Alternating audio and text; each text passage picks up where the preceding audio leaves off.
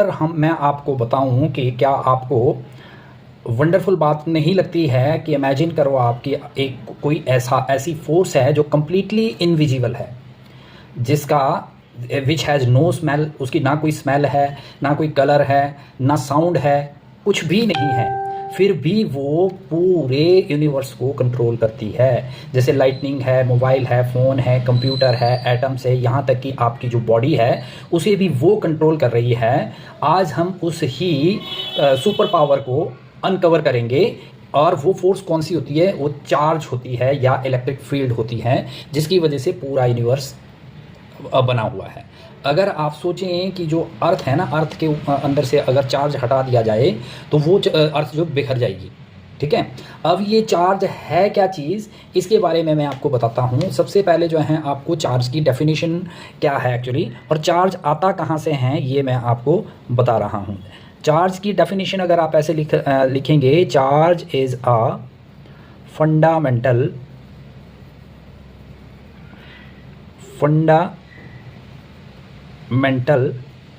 Property क्या होता है? किसी भी चीज़ का गुण दोष। ठीक है, ये एक ऐसी फंडामेंटल प्रॉपर्टी है किस चीज़ की? ऑफ मैटर की एक ऐसी फंडामेंटल प्रॉपर्टी विच इज़, जो किस चीज़ के लिए रिस्पॉन्सिबल है? विच इज़ रिस्पॉन्सिबल, मैं आपको बहुत अच्छी तरह से क्लियर करवाऊंगा, ये रिस्पॉन्सिबल फॉर इलेक्ट्रिक इंट्रैक्शन। ठीक है, इलेक्ट्रिक इंट्रैक्शन में दोनों ही चीज़ें आ जाती है, अट्रैक्शन फोर्स भी और रिपल्शन फोर्स भी आती है। या आप ऐसे कर सकते हैं, इट इज़ एनर्जी, ऐसी एनर्जी, एक ऐसी ऊर्जा, it is energy which possesses, क्या पोजेस करती है? By a virtue of which it shows attraction and repulsion. जो अट्रैक्शन और रिपल्शन दो बॉडीज़ में बताती हैं, ये बॉडी की ऐसी प्रॉपर्टी होती है, उसे हम चार्ज बोलते हैं। और ये भी कह सकते हैं कि ये प्राणायु है, वाइटल फोर्स है, क्योंकि हर एक चीज़ जो है दुनिया की, that is being made up of the small particles. ठीक है, और उन पार्टिकल को हम क्या बोलते हैं? एटम। ठीक है, आपने पढ़ा होगा केमिस्ट्री में, इसमें यहाँ पे प्रोटॉन, ये मैं अभी डिस्कस कर रहा हूँ आगे, क्या है प्रोटॉन, न्यूट्रॉन और इलेक्ट्रॉन है क्या आपस में। जैसे ये दो एटम्स हैं, ठीक है, ये दो एटम्स है, राइट। क्योंकि जो इसमें इंट्रैक्शन की जो प्रॉपर्टी होती है चार्ज में, उसी से ही हम ये डिसाइड कर सकते हैं कि where does the charge come from, charge आता कहाँ से है वास्तव में। तो क्या होता है, जो दुनिया की हर बॉडी जो है वो मैटर से बनी हुई है, और हर मैटर जो है वो किसी स्मॉल पार्टिकल से बना हुआ है, और स्मॉल पार्टिकल को ही हम एटम बोलते हैं, और वो एनर्जी से भरे हुए होते हैं, राइट। अब इसमें ये प्रोटॉन है, और इसमें आउटर मोस्ट शेल में जो हैं वो इलेक्ट्रॉन्स होते हैं आउटर मोस्ट शेल में। ध्यान रहे कि किसी भी बॉडी का, चाहे वो बॉडी कोई भी है, मान लो वो ये नोटबुक है, या हवा है, या टेबल चेयर है, हमारे सराउंडिंग जो भी यूनिवर्स में चीज़ें दिखाई देती हैं वो एटम से बनी हैं, तो वो उसका एटम तब ही स्टेबल स्टेट में माना जाता है जब उसके आउटर मोस्ट शेल में 8 इलेक्ट्रॉन होंगे। ये आपने बहुत ज़रूरी ध्यान देना है। तो ये 8 जो पूरा करने के लिए ये किसी से इलेक्ट्रॉन ले भी लेते हैं और किसी को इलेक्ट्रॉन दे भी देते हैं। इसमें हमें ज़्यादा डिटेल में पढ़ने की ज़रूरत नहीं है, सिर्फ आपको इतना देखना है कि चार्ज क्या चीज़ है। तो अब जैसे इलेक्ट्रॉन, मान लो ये Na है फॉर एग्जांपल, और ये Cl है। जैसे आप जानते हैं कि इसकी इलेक्ट्रॉनिक कॉन्फ़िगरेशन 11 है और इसकी 17 है, तो ऐसे बनती है ना। केमिस्ट्री वाले बच्चे अच्छी तरह से समझते हैं कि ये 2, फिर आउटर मोस्ट शेल में अंदर तो 2 होते ही हैं, प्रोटॉन 8, अब 8 तो 10, अब 1 बच गया इसका, और इसका कितना है 2, 8, 8 2 10, इसके 7 बच के 17 हो गए पूरे। अभी देखो आप, इसके पास जो है ना ये रिच है, इसके पास एक एक्स्ट्रा है, राइट। और ये देखो ये पुअर है, इसको ज़रूरत है एक की। तो ये क्या करेगा, इसके आगे जो है ना तरले करेगा, इसके ऊपर जो है ना अपनी पूरी एनर्जी लगा देगा, और तब जाके ये इससे ये एक्स्ट्रा इलेक्ट्रॉन मांग लेगा। और ये इलेक्ट्रॉन जैसे ही इधर को आता है, एनर्जी यहाँ से शिफ्ट होके उधर चली जाती है। जो ये एनर्जी यहाँ जाती है ना, वही पॉजिटिव चार्ज है, राइट। अब क्या हुआ, जहाँ से इलेक्ट्रॉन आया वहाँ पे पॉजिटिव चार्ज बना, और जहाँ इलेक्ट्रॉन पहुँच गया वहाँ से एनर्जी शिफ्ट होगी, ये नेगेटिव चार्ज हो गई। यहाँ आयन नेगेटिव और पॉजिटिव बन गई है। Is that clear? तो ये जो शिफ्ट ऑफ एनर्जी, ठीक है, इलेक्ट्रॉन के शिफ्ट होने से जो एनर्जी शिफ्ट हो रही है, दैट एनर्जी इज चार्ज। और नेगेटिव और पॉजिटिव ये कैसे बनती है, जहाँ से ये जाती है और जहाँ को ये आती है, ये डिसाइड करता है इसका नेगेटिव और पॉजिटिव। पॉजिटिव से इलेक्ट्रॉन इधर शिफ्ट हुआ और एनर्जी इधर आ गई, यहाँ एनर्जी पॉजिटिव होगी, राइट। अब इलेक्ट्रॉन यहाँ आ गया, यहाँ से एनर्जी शिफ्ट होगी तो एनर्जी यहाँ नेगेटिव हो गई, ठीक है। तो this is what called the energy transformation is, ठीक है। अब जो एनर्जी की अगर हम बात करेंगे तो इसके फंक्शन क्या होते हैं, ये दो टाइप से फंक्शन करती है एनर्जी कि एक तो ये इसका जो ये जो चार्ज हैं इसको हम क्यू से डिनोट करते हैं, ठीक है। सिंगल चार्ज को आप क्यू से ही डिनोट करेंगे। तो इसमें दो प्रॉपर्टीज़ आ जाती है बेटा, एक तो ये रेस्ट में काम करते हैं, ठीक है, एक ये रेस्ट में काम करते हैं। तो अगर मान लो ऐसे लिखते हैं हम फंक्शन एट रेस्ट, और एक हमने लिखा कि फंक्शन एट मोशन, ठीक है। एक फंक्शन एट रेस्ट हो गया, फंक्शन एट मोशन हो गया। तो जो ये फंक्शन एट रेस्ट होता है ना चार्ज का, वो अपना जो प्रभाव डालता है, अपना जो इफेक्ट डालता है, वो खड़े खड़े ही कितना डाल पा रहा है, आ रही है बात समझ में। तो खड़े खड़े ही वो कितना वो डाल पा रहा है, उसको हम इलेक्ट्रोस्टैटिक बोलते हैं। This is what the chapter is, electrostatic. क्या बोलते हैं? Electrostatic force. ये फोर्स मतलब खड़े खड़े जितनी फोर्स लगा रही है। और यहाँ जो होगा इलेक्ट्रोडायनामिक होगा, मतलब अगर इसके डायनामिक्स बदल रहे हैं तो इसका मतलब ये मूवमेंट में है। अभी के लिए जो हम इसकी स्टडी इस चैप्टर में नहीं करेंगे, इसकी स्टडी हम सेकंड चैप्टर में करेंगे, जब हम कैपेसिटर पढ़ेंगे कि चार्ज जो मूव होते हैं इलेक्ट्रिक फील्ड में। यहाँ पे ये खड़े खड़े ही क्या काम करता है, जो इलेक्ट्रो का मतलब चार्ज हो गया, और स्टैटिक माना एट रेस्ट, ये रेस्ट में है। तो हम क्या बोल सकते हैं? Study of charge at rest, study of charge at rest,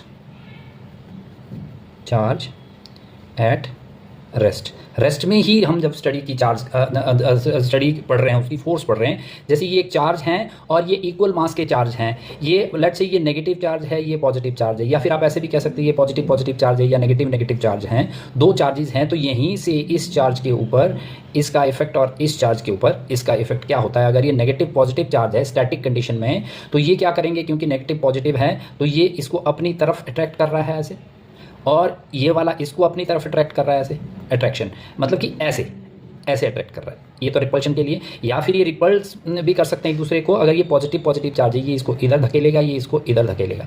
तो study of charge at rest हम पढ़ रहे हैं, इसको ही बोलते हैं हम study of charge at rest, ठीक है। तो इलेक्ट्रोस्टैटिक का मतलब ही ये होता है। अगर आपसे कोई पूछे इलेक्ट्रोस्टैटिक क्या है, electrostatic is study of charge at rest, मतलब हम रेस्ट में ही स्टडी कर रहे हैं चार्ज की। यहीं से जो इसका जो है मास चार्ज रिलेशन भी क्रिएट हो जाता है बेटा। अब जैसे हमने बताया था कि ये एक एटम है, ये एक एटम है, और एक ये वाला एटम है। अब यहाँ से जो है इलेक्ट्रॉन ट्रांसफ़र हो रहा है इधर, ध्यान देना यहाँ से। तो यहाँ पे ये पॉजिटिव चार्ज है, लेकिन इसका जो है मास डिक्रीज़ हो जाएगा, मास डिक्रीज़, ठीक है। ये मैं क्या बता रहा हूँ, ये आपको मैं बता रहा हूँ चार्ज मास रिलेशन। चार्ज मास रिलेशन क्या होता है, राइट।